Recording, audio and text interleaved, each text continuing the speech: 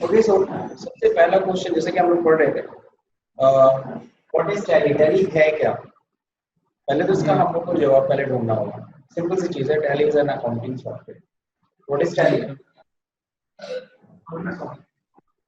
Tally is an accounting software where we can do all types of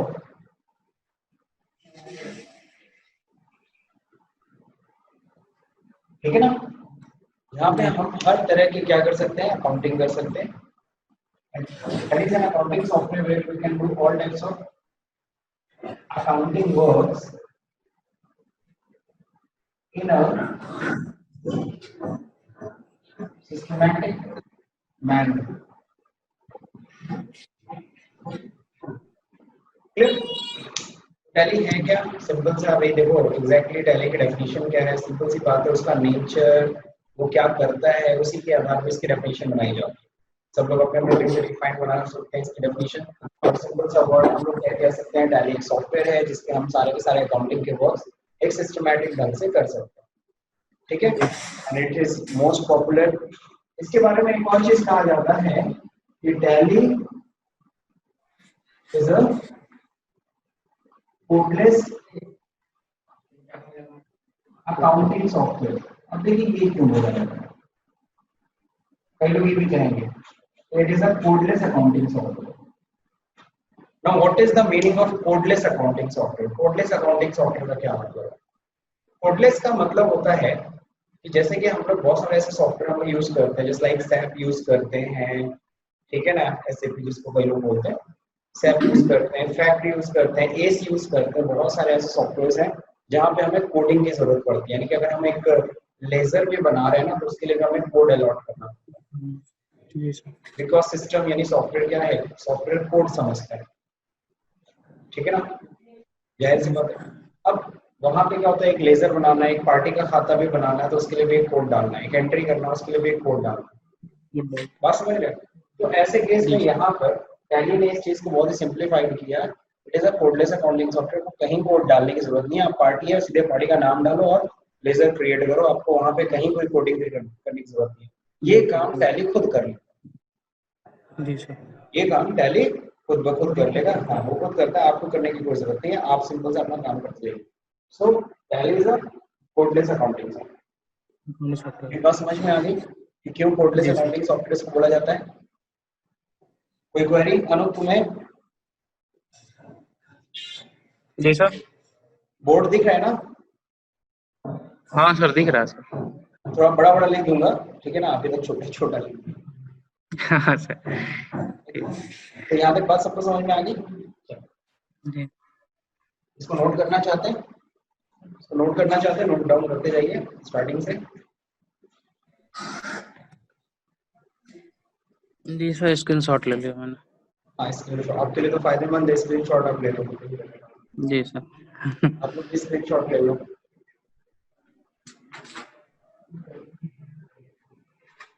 okay,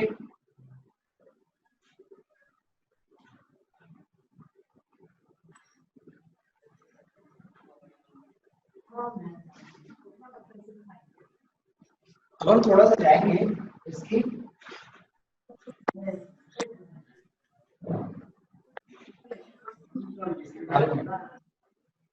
who is the founder of Tally? Who is the founder of Tally? कौन है founder? तो tally का founder कौन है, किसने basically tally के बारे में सोचा, या वो एक विजन लेके आया कि ऐसा एक सॉफ्टवेयर होना चाहिए? बेसिकली इनका नाम है एस गोयनका। डेवलपर याद है सर। तुम्हें? हेलो, जी सर। डेवलपर हैं सर, एस भरत गोयनका गोयनका। पूरा नाम है क्या? श्याम सुंदर गोयनका। श्याम सुंदर गोयनका, बिल्कुल सही। अब अगला क्वेश्चन आता है, who is the developer of tally, exactly tally develop किसने किया था? तो बिल्कुल थॉट भरत इनके थे एसएस गोयनका के। ओके, फिर इन्हीं के लड़के जो कि एमसीए किए हुए थे, जी एसएस गोयनका बेसिकली अब बिजनेसमैन, एक बिजनेसमैन थे। फिर इन्होंने सोचा कि मेरा जो बिजनेस है उसकी अकाउंटिंग क्या हो, कंप्यूटर पे किया जाए और कोई थोड़ा इजी सा सॉफ्टवेयर हो। देन उनके लड़के जो कि एमसीए करके आए हुए थे, तो उन्होंने ये टास्क उनको दिया कि भाई आप मेरे लिए एक जी सॉफ्टवेयर बना के दो, ठीक है। Then Bharat Bharat Goenka, okay. So Bharat Goenka basically यही है डेवलपर जिन्होंने टैली डेवलप किया। इज स्टिल लाइफ, ये भी है, ठीक है, और अभी भी बहुत मेहनत करते हैं, ठीक है। और भरत गोयनका ही बेसिकली, इनको हम डेवलपर बोलते हैं। बेसिकली इन्होंने ये डेवलप किया, किसकी लेकिन थॉट थी, थॉट इनकी थी, सोचा किसने, तो जो बेसिकली विजन डालता है ना, हम लोग फाउंडर बोलते हैं। जैसे हम रिलायंस कंपनी के बारे में बात करते हैं, तो रिलायंस कंपनी के फाउंडर कौन है? मुकेश अंबानी नहीं है, अनिल अंबानी नहीं है, धीरूभाई अंबानी, जिनका पूरा नाम क्या था, धीरज लाल हीराचंद अंबानी। बात समझे? अगर हम बात करें जी सर सहारा की, तो सहारा के फाउंडर कौन है? सुब्रतो राय, है ना। और भी बहुत सारी कंपनी है। इसका फाउंडर मतलब किसका विजन था, किसने वो स्टार्ट किया, किसने उस बिजनेस के बारे में सोचा। चलिए, क्लियर हो गया। अब हम लोग बात करेंगे क्या, डेवलपर तो समझ गए कि वो इज द डेवलपर। अब हम लोग बात करेंगे कंपनी, कौन सी कंपनी है जो इसको, अगर इन्होंने एक कंपनी बनाई। शुरुआत में तो भरत गोयनका जी ने सॉफ्टवेयर बनाया, अपने फादर के लिए बनाया। फिर उन्होंने सोचा यार ये तो एक बिजनेस सॉल्यूशन है, ये तो हर बिजनेस के काम आ सकती है। देन इन्होंने एक कंपनी फॉर्म की और फिर इसको बिजनेसेस के लिए सेल करना शुरू कर दिया, और इनका बिजनेस इसी बहाने स्टार्ट हुआ। और टैली इज मोस्ट पॉपुलर, तो इस कंपनी का नाम था टैली सॉल्यूशंस प्राइवेट लिमिटेड। पानी है, सॉरी, पानी है, ठीक है। तो टैली सॉल्यूशंस प्राइवेट लिमिटेड ये इनकी कंपनी है, और इनकी वेबसाइट भी है, आप लोग जा सकते हो यहाँ पे, जाकर उनके बारे में आपको जान सकते हो।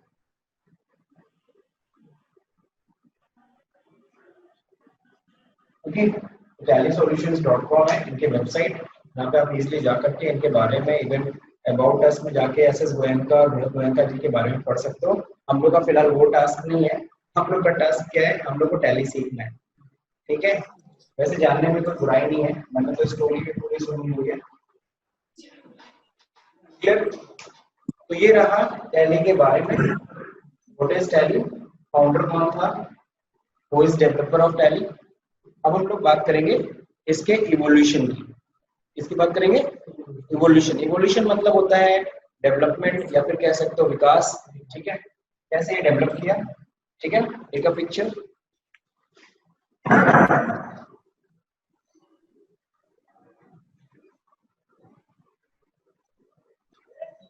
अब हम लोग बात करेंगे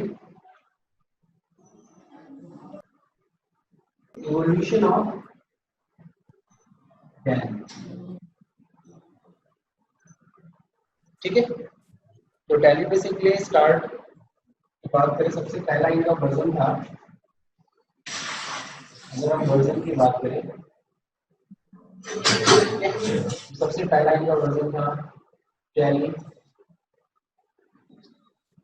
4.0। इन्होंने फर्स्ट वर्जन जो निकाला था टैली 4.0, ये कब की बात है, 1986 की बात है, ठीक है। फिर इन्होंने, अब मैं ईयर्स पे ज्यादा फोकस नहीं करूंगा क्योंकि आप लोग ईयर्स पे चले जाओगे, आप ईयर्स पे मत फोकस करो।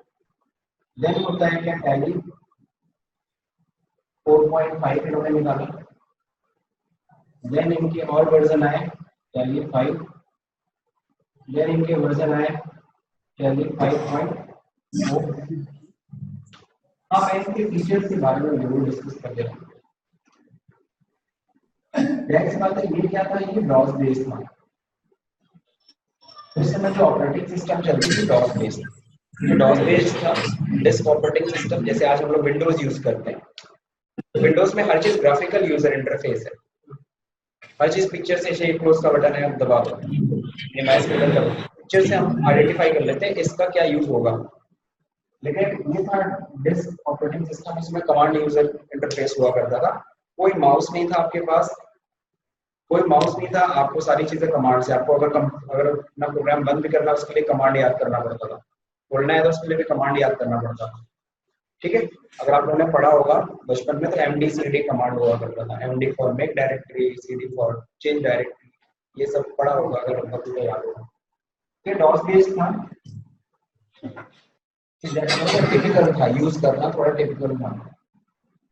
2.5 ये भी डॉस बेस्ड ही था,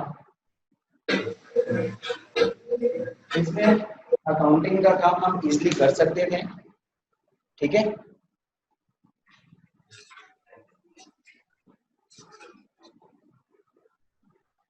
नाउ नेक्स्ट है 5, ये था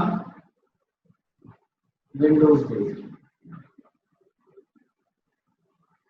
इसमें अकाउंटिंग का काम हम कर सकते थे, इसमें भी लेकिन थोड़ा बेटर वे में विंडोज आने से टैली को यूज करना थोड़ा सा आसान हुआ, लेकिन ये सॉफ्टवेयर उतना पॉपुलर नहीं हुआ जितना पॉपुलर इसकी एवरेज में डॉस हुआ था, क्योंकि डॉस तो आप लोग थोड़ा हैबिचुअल हो चुके थे तो उनको थोड़ा ये अच्छा लगा, लेकिन फिर विंडोज में थोड़ा सा नया था तो लोगों को थोड़ा अपडेट करने में दिक्कत हुई।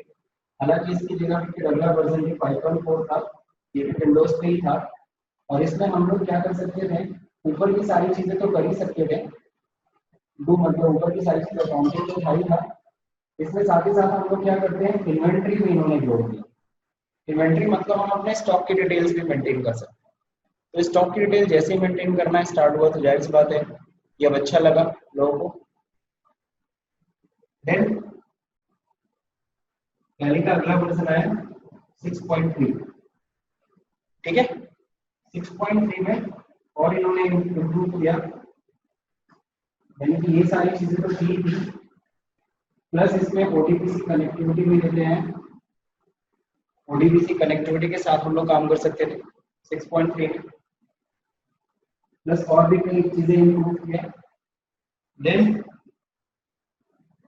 7.2 ये सबसे ज्यादा फेमस हुआ था, जिसकी वजह से उस समय नया नया वैट आया था, तो इसमें इन्होंने वैट जोड़ दिया।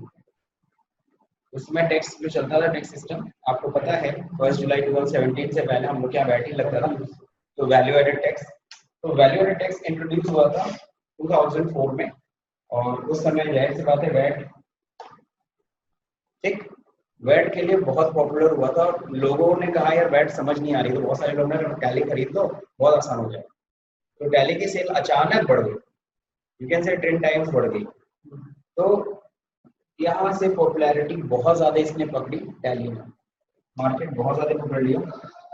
देन नेक्स्ट होता है टैली 8.1, सारी चीजें थी,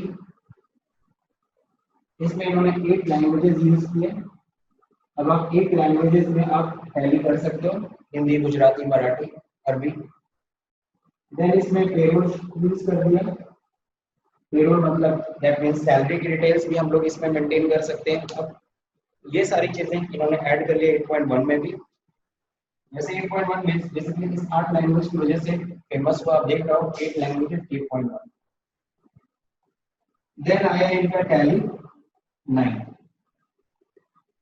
दिस वन सारी चीजें थी, इसमें इन्होंने एक्साइज को और इम्प्रूव किया, इससे पहले भी एक्साइज था, ऐसा नहीं है कि 8.1 में एक्साइज नहीं था, लेकिन उसमें बहुत सारी खामियां थी जिसको इन्होंने यहाँ पे क्लियर किया, और फाइनली एक्साइज रेडी बनाया अपने टैली को, क्योंकि टैली को लोग यूज नहीं करते, जिनका भी एक्साइज का काम होता था, मैन्युफैक्चरिंग का, एक्साइज कहाँ लगता था, मैन्युफैक्चरिंग पे, वहाँ पे एक्साइज ड्यूटी लगती थी, तो वहाँ पे यूज नहीं होता था टैली, बिकॉज इसके अंदर बहुत सारी चीजें कैन से टेक्निकलिटीज कम थी, तो इसलिए इनको उन्होंने कंप्लीट किया, एक्साइज डाला प्रॉपर कि हाँ आप एक्साइज का काम भी टैली पे इजीली कर सकते। देन सबको पता है टैली के पास सब कुछ था, लेकिन एक चीज की कमी आ रही थी, पता है वो क्या चीज था, वो था कनेक्टिविटी का, वो था कि हम चाहते हैं कि हमारा बिजनेस बड़ा है, अभी तक तो हम लोग छोटे और मझले बिजनेसमैनों के लिए हम सॉफ्टवेयर बना रहे थे, बिल्कुल सही है,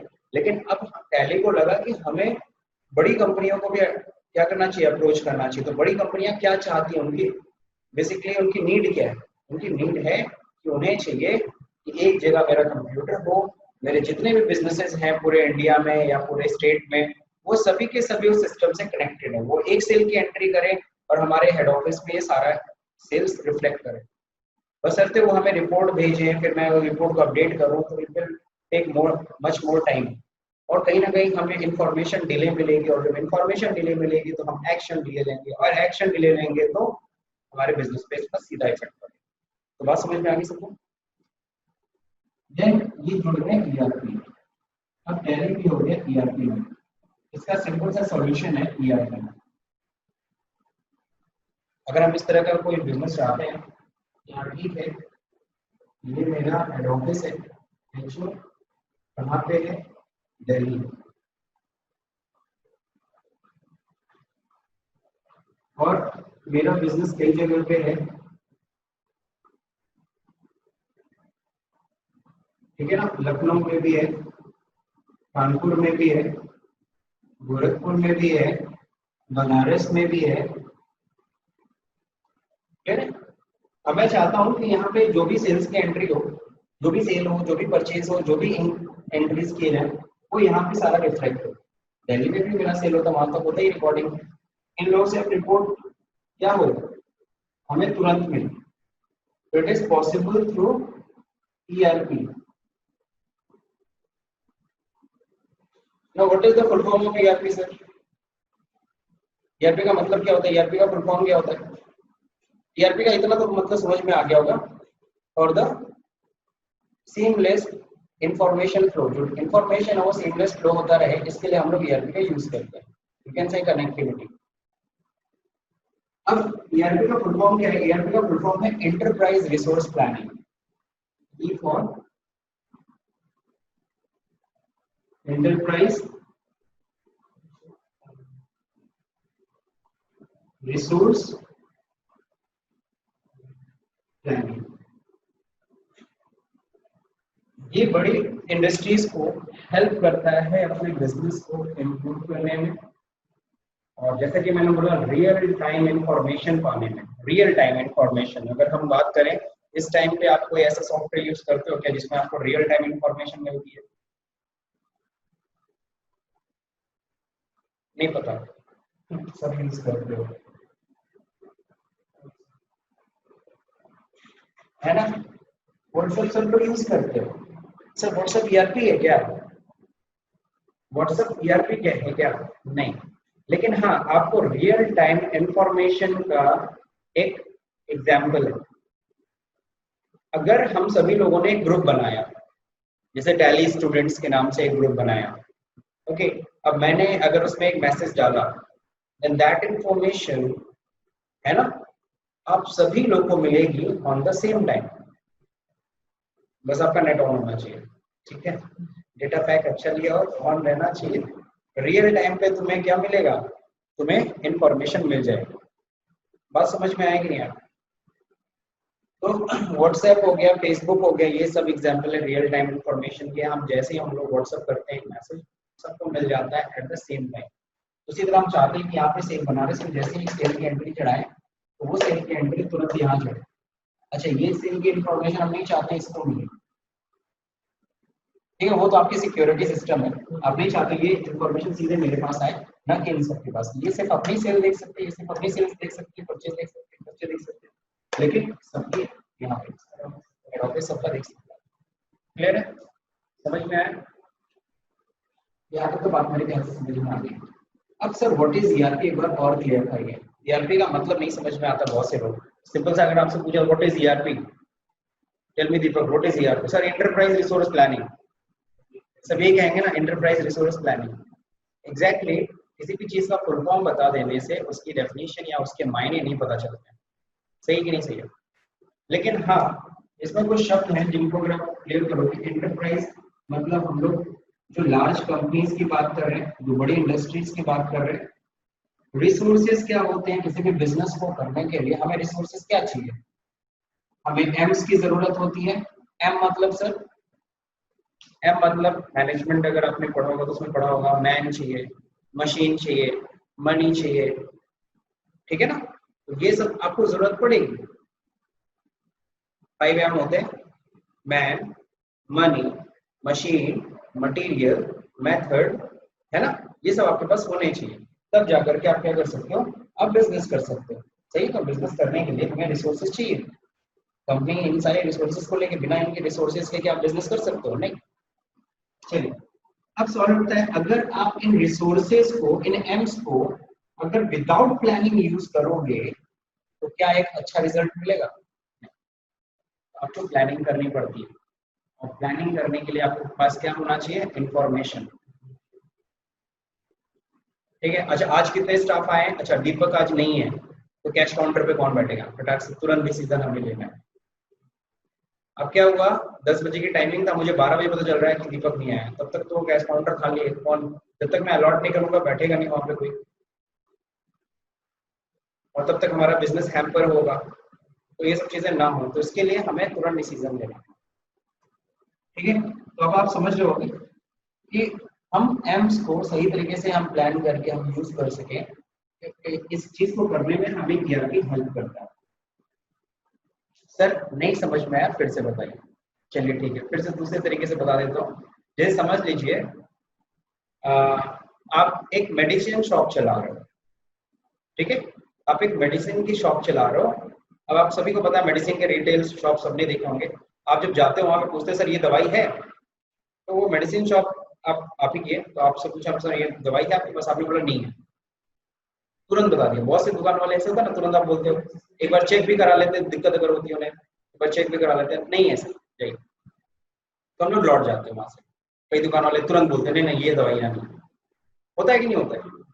और होती है तो तुरंत सप्लाई कर देते हैं। सोचो उसके ब्रेन में, उसके दिमाग में, उसके दुकान में जितनी मेडिसिन है, जितनी दवाइयां हैं, दवाइयों के नाम भी अजीब से होते हैं, बहुत सारा क्वांटिटी होता है, फिर भी उसके ब्रेन में सेट है, उसे ERP की कोई जरूरत नहीं।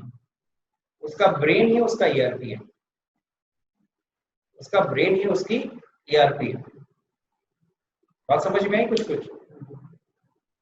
लेकिन अगर आपके बिजनेस बढ़ रहा है, मेरी एक मेडिसिन शॉप नहीं, 2, 3, 4, 5, देवरिया में भी मेरी मेडिसिन शॉप चलती है, गोरखपुर में भी है, खलीलाबाद में भी है, महाराजगंज में भी है, मतलब पौड़ीराम में भी है, इन सारी जगहों पे मेरा शॉप है।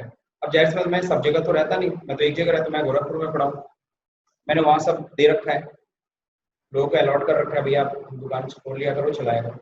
अब किस जगह पे कौन सी मेडिसिन नहीं है, किस जगह पे कितना मेडिसिन है, कौन स्टाफ आया कौन नहीं आया, क्या मुझे इंफॉर्मेशन तुरंत मिल सकती है? ERP।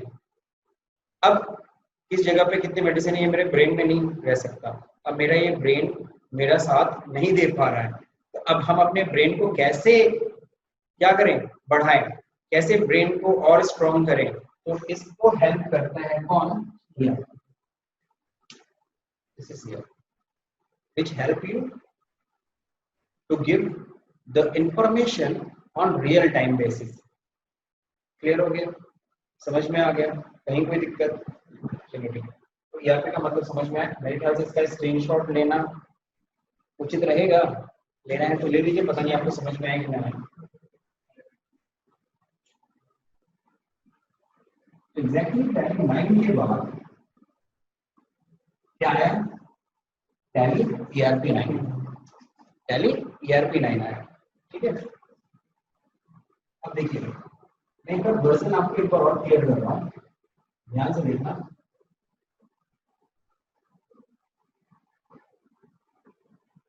वर्जन की स्पेलिंग सही है? ओके, तो टैली पहला वर्जन क्या था? 4.0, देन क्या आया? 4.5, फिर क्या वर्जन आया?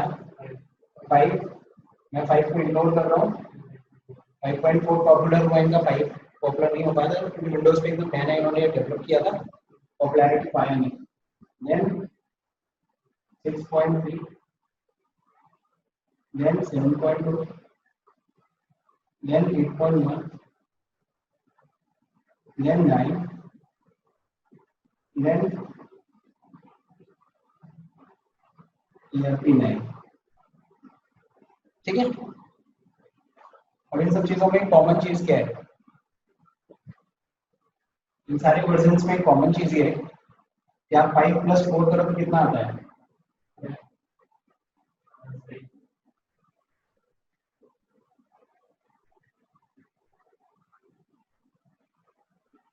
क्लियर।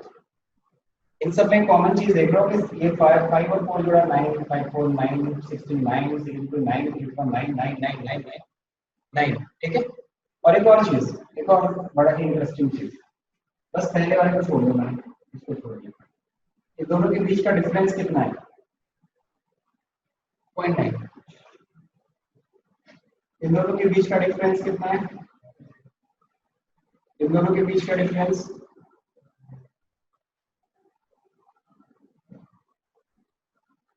ठीक है। अब डिफरेंस है कि 9 को लेके चल रहे हैं, देख समझ में आया। हालांकि जब हम लोग पढ़ाई किए थे, हम लोग किस वर्जन पे पढ़ाई किए थे, जब मैंने पढ़ाई किया था टैली स्टार्टिंग में, तो उसमें 5.4 चल रहा था, और तब से लेकर के अभी तक इतने सारे चेंजेस हो गए। तो एग्जैक्टली जब चेंजेस हुए तो हम लोग देख रहे थे ठीक है, तो हम लोग को यहाँ पे ध्यान है सबका 9 क्यों टोटल है और डिफरेंस भी 9 आ रहा है, what is the reason behind it. हम लोग को जानने की इच्छा हुई, तो मैंने टैली सॉल्यूशन को एक चैट किया, मतलब मैसेज किया कि sir what is the reason behind it. तो हमको लगा था कुछ इसका लॉजिक होगा, बट उन्होंने सिंपली आंसर किया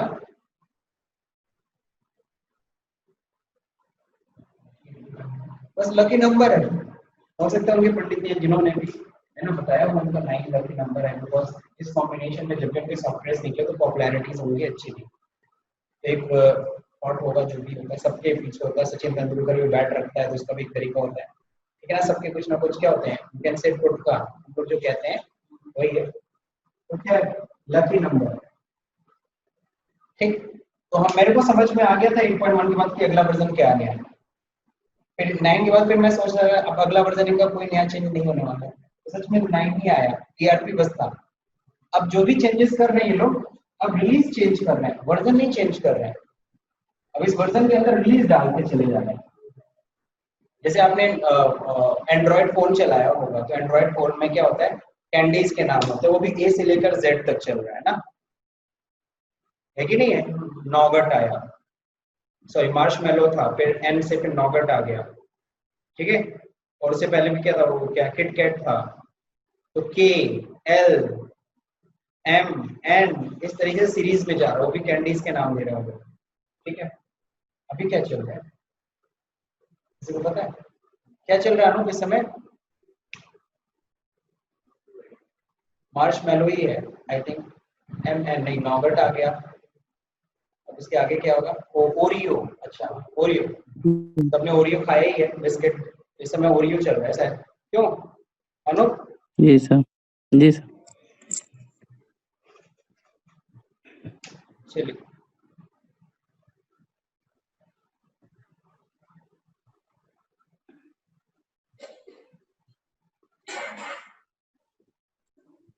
चलिए, तो यहाँ तक तो बात हम लोग को समझ में आ गई। ये था टैली का फंडामेंटल, जो हम लोग ने फंडामेंटल्स के बारे में, हमने तो वो ईयर्स पे ज्यादा फोकस नहीं किया कि इस साल में क्या आया, वो सब चीजें आप लोग गूगल पे जाके देख सकते हो, इनके वेबसाइट पे भी जाके देख सकते हो, है ना।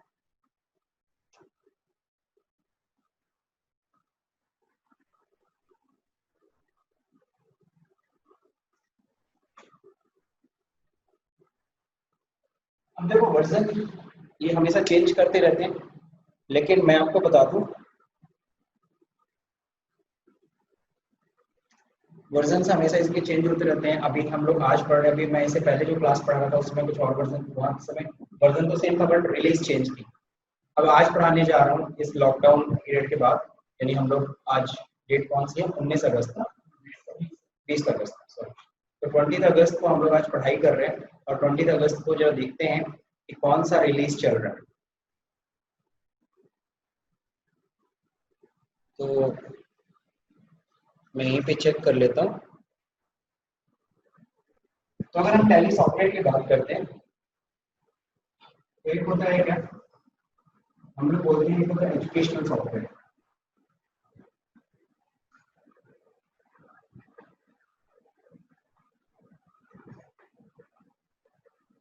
ठीक है ना। और एक हम लोग बोलते हैं प्रोफेशनल।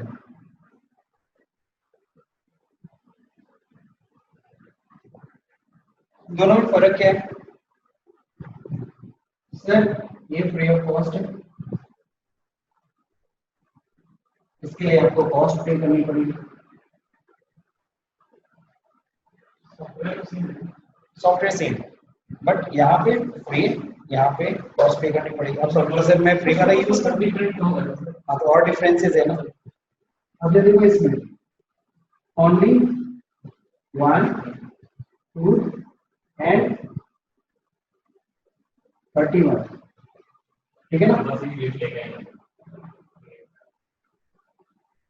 डेट इज एक्टिव, इसमें हर महीने आप एंट्री कर सकते हो, जनवरी फरवरी मार्च, लेकिन 1 तारीख को कर सकते हो, 2 तारीख को कर सकते हो, 31 तारीख, पिछले डेट्स का है, मतलब आप कर ही नहीं सकते, यही लिमिटेशन है एजुकेशनल। और इसमें तो समझ लो ऑल डेट्स, इसके लिए पैसा इसमें लग जाए, साइन डेट एक्सेप्ट करेगा, ठीक। इसके लिए पूरा सपोर्ट आपको मिलेगा टैली सॉल्यूशन से, इसके लिए आपको पूरा सपोर्ट टैली सॉल्यूशन नहीं देगी, जाहिर सी बात है, आप फ्री का सॉफ्टवेयर यूज करा। ये क्यों प्रोवाइड किया है टैली ने? पढ़ाई के लिए, कि आप बच्चे लोग पढ़ेंगे, और ये फ्री इसलिए भी कर दिया है कि आसानी से सब लोग डाउनलोड करें, इसे पढ़ें, लर्न करें, और ताकि जिस भी बिजनेस में टैली यूज हो रहा है उन्हें आसानी से बंदे मिल सके। कहते हैं ना, तुम्हें टैली आती है? हाँ सर मेरे को टैली आती है, ऐसे बंदे मिले। जैसे आज के समय में मैं एक सॉफ्टवेयर की बात कर रहा हूँ, मैं इसकी भी ट्रेनिंग देता हूँ, सैप की भी मैं ट्रेनिंग देता हूँ, लेकिन जाहिर सी बात है सैप की बात करूँ तो सैप कितने लोग पढ़ते हैं या कितने लोग को इसकी नॉलेज है?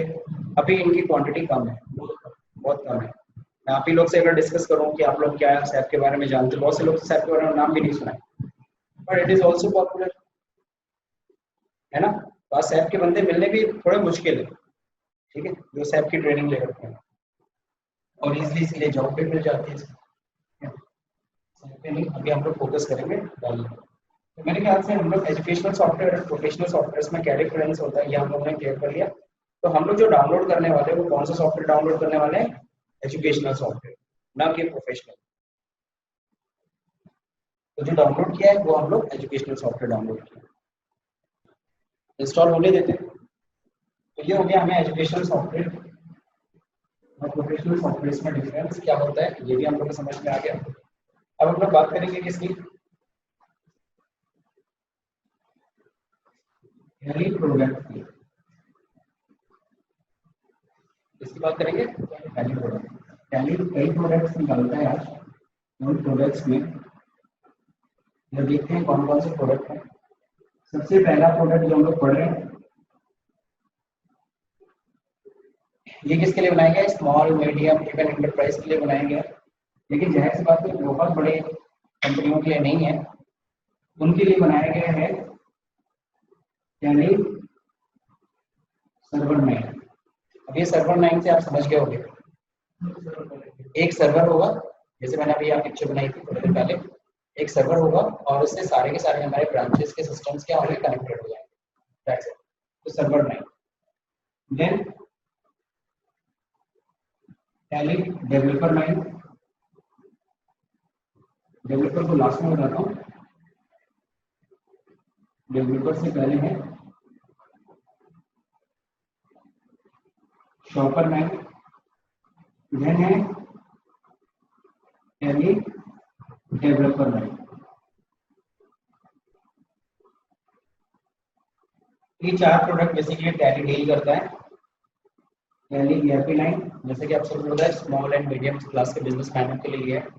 देन हम लोग बात करें सर्वर 9, ये एंटरप्राइज क्लास के लिए है, बड़े ऑर्गेनाइजेशंस के लिए, खासकर जिनको सिक्योरिटी भी अच्छी चाहिए अपने सिस्टम के लिए, क्योंकि जब आप ऑनलाइन जाते हो तो आपके डेटा हैक होने के चांसेस बहुत बढ़ जाते हैं। With the security this feature is comes in under tally.server 9. Now next shopper 9 forward, this is for retail business, retail business के लिए बनाया गया शॉपर 9। शॉपर 9 जहाँ पे लाखों प्रोडक्ट है आपके, जैसे लाइक स्पेंसर बिग बाजार में आप जाते हो, लाखों आइटम्स होते हैं, और जाहिर सी बात उसमें हम चाहते हैं प्राइसिंग हो गया, ऑफर्स हो गए, ये सब पहले से सब कुछ फीड हो जाए हमारी, और हम जैसे ही हम प्रोडक्ट ले आए क्लिक करें और सारा प्राइस अपने आप आ जाए, ये सारा। और जो POS होता है, point of sale you can say, इसी को हम लोग कहते हैं ना रिटेल शॉप को हम लोग क्या बोलते हैं, पॉइंट ऑफ सेल, सारी फीचर्स इसकी हैं। ठीक है, तो रिटेल शॉप के लिए इन्होंने बनाया है शॉपर 9। यानी कि मेरी अगर रिटेल शॉप है तो मेरे को टैली RP9 और ये सब नहीं लेना, मेरे को क्या लेना चाहिए, शॉपर 9 लेना चाहिए। बिल्कुल शॉपर 9। हाँ, हालांकि वो लोग ये नहीं यूज करते, वो लोग सैप पे जाते हैं, हम लोग सैप पे जाते हैं, बढ़िया ऑर्गेनाइजेशन फिलहाल, लेकिन फिर भी टैली ने उनके लिए बना दिया है और धीरे धीरे जो छोटे छोटे रिटेल स्टार्ट हो रहे हैं ये लोग यूज कर रहे हैं टैली शॉपर 9। अपने इंडिया का सबसे बड़ी चीज है, पहली चीज है, ये तो मैं बताया ही नहीं है पूरे इस इंट्रोडक्शन में, टैली सॉफ्टवेयर है कहाँ, नाम से तो क्लियर हो गया, गोयनका भारत का ही है। बाकी ये जो कंपनी है कहाँ पे,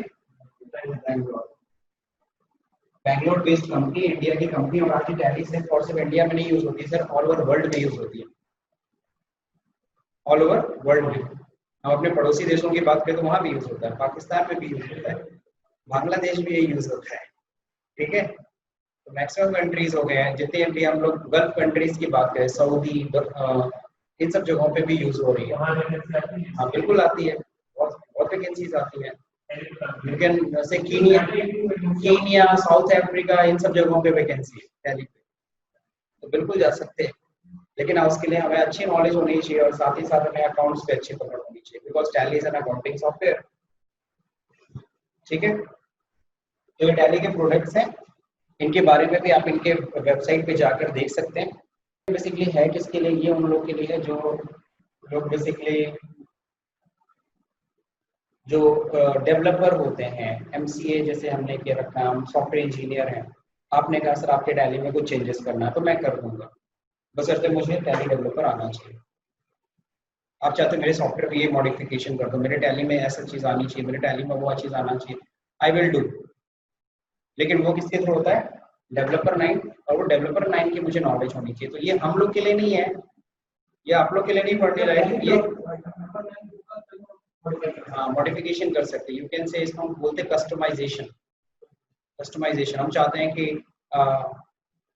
हम चाहते हैं कि गेटवे ऑफ टैली की जगह पे मेरा नाम लिखा हो कंपनी का, या और भी बहुत सारी चीजें होती हैं, अपने हिसाब से हम टैली के रंग रूप चेंज करना चाहते हैं, हमारी कुछ स्पेसिफिक नीड्स हैं, हम चाहते हैं पार्टी में एक और कॉलम खोले उसमें ये चीज डिटेल भरी जाए, तो बिल्कुल वो सारी चीजें पॉसिबल है।